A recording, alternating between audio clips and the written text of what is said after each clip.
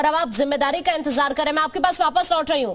कीर्ति निधि पांडे जी, जिम्मेदारी का इंतजार है शिवपाल यादव को, तैयार हैं क्या आप?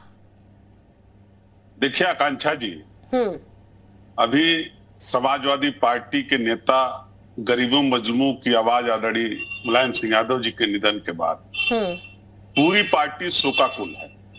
और जिस तरीके से समाजवादी पार्टी के राष्ट्रीय अध्यक्ष आदरणीय अखिलेश यादव जी ने नेताजी के निधन के बाद लगातार सफाई में प्रवास के दौरान, उनके क्रियाकर्म के दौरान जिस तरीके से पूरे परिवार को एकजुट करने का प्रयास किया, और परिवार, ये तो सच है कि परिवार है। अखिलेश यादव जी के सगे चाचा आदरणीय शिवपाल सिंह यादव जी हैं।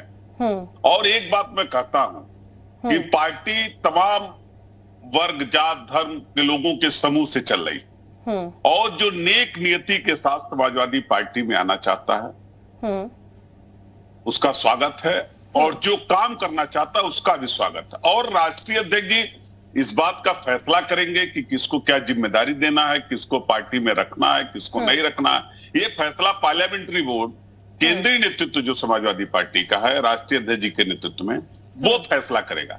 लेकिन पार्टी में आने से पहले एक बात जरूर है कि जो भी आना चाहे नियत जरूर अच्छी हो, नियत साफ।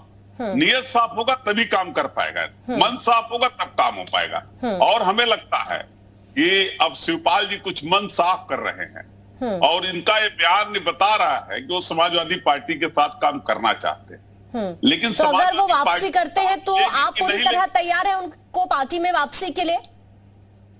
देखिए ये फैसला हम नहीं कर सकते आकांक्षा जी, ये फैसला समाजवादी पार्टी का केंद्रीय नेतृत्व करेगा, पार्लियामेंट्री बोर्ड करेगी, और उस बैठक में प्रस्ताव रखा जाएगा, उसमें राष्ट्रीय अध्यक्ष जी के नेतृत्व बैठक होगी, तब ये फैसला होगा कि उनकी वापसी कब होगी, वापसी होगी कि नहीं होगी, जिम्मेदारियां कौन सी दी जाएगी। ये फैसला समाजवादी पार्टी के राष्ट्रीय अध्यक्ष आदरणीय अखिलेश यादव जी करेंगे। जी नहीं, अभी तक तो देखिए शिवपाल यादव विधानसभा चुनाव के दौरान भी आप पर आरोप लगाते रहे टिकट के बंटवारे को लेकर भी, ठीक है। उसके बाद भी वो कहते रहे कि अनदेखी उनकी की गई है कई बार पार्टी में, फिर उनका सॉफ्ट कॉर्नर भी नजर आया बीजेपी के कई नेताओं के साथ, तब तो आपको दिक्कत हो रही थी, फिर अब आपको ऐसा क्यों लग रहा है कि मन बदल रहे हैं शिवपाल? देखिए आकांक्षा जी, ये मुझको नहीं लग रहा। हाँ, ये तो आप दिखा रही हैं, ये उनका बयान बता रहा है, ये तो स्वयं कह रहे हैं कि हमें समाजवादी पार्टी में बड़े जिम्मेदारी का इंतजार है। हाँ, जो जिम्मेदारी मिलेगा उस पे काम करेंगे। हाँ, ये तो शिवपाल जी स्वयं कह रहे हैं। इसीलिए मैं कह रहा हूं कि इस बात का फैसला अरविंद यादव जी, आपसे मेरा सवाल है कि अब मन में सॉफ्ट कॉर्नर आ रहा है समाजवादी पार्टी के प्रति शिवपाल यादव के?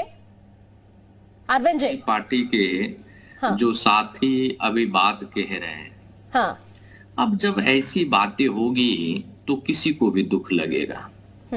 मुझे लगता है कि समाजवादी पार्टी के शीर्ष नेतृत्व तो कभी ऐसी बात नहीं कर सकता जो साथी बैठ के चैनल पे बातें कर रहे हैं। अब माननीय श्री शिवपाल सिंह यादव जी के नियत पे सवाल खड़े होंगे, उनके नीतियों पे सवाल खड़ी होगी। कैसे कैसे लोग हैं ये, कैसे सम्मान आप कर पाओगे, कैसे बड़ी जिम्मेदारी दे पाओगे? अरविंद जी, मैंने ना माननीय शिवपाल जी के ऊपर ना नीति पे सवाल खड़ा किया ना नियत पे। मैंने कहा नेक नियति के साथ अगर पार्टी में कोई काम करना चाहता है तो इसका फैसला पार्टी नेतृत्व करेगा।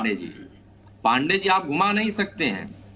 अभी 5 ही मिनट पहले आपने ये बातें कही है कि जिसकी नीति और नियत, आप उनके नीति और नियत पे सवाल उठा रहे हैं। नियति के साथ, अगर अच्छे नियत के साथ कोई काम करना चाहता है और उसका पार्टी में स्वागत है, मैं तो कह रहा हूं, जिस व्यक्ति ने दल को सींचा हो, नेताजी के साथ संघर्ष किया हो, लाठी डंडा खाया हो, सरकार बनवाने के लिए जेल गए हों, उनके आप नीतियों पे सवाल खड़ा करेंगे, उनके आप नियत पे सवाल खड़ा करेंगे। हम नीतियों पे सवाल नहीं खड़ा करते, इतनी वजूद हो जाएगी। नीतियों पे सवाल नहीं खड़ा करते। आप, ये सच है अरविंद जी, मैं उनकी नीतियों पे सवाल नहीं जानते हैं। आप गलत आरोप मत लगाइए। सम्मान करना जानते हैं, आप गलत आरोप मत लगाइए। इस तरीके की बातें नहीं करते हैं।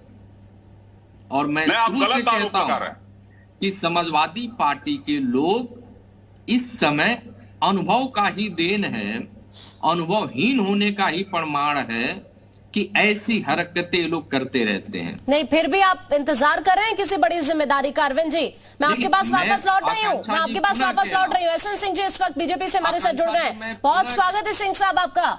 अभी तक तो शिवपाल यादव कह रहे थे कि कई बार धोखा खा लिया, अखिलेश की अनदेखी से दुखी थे, अब बड़ी जिम्मेदारी का इंतजार हो रहा है।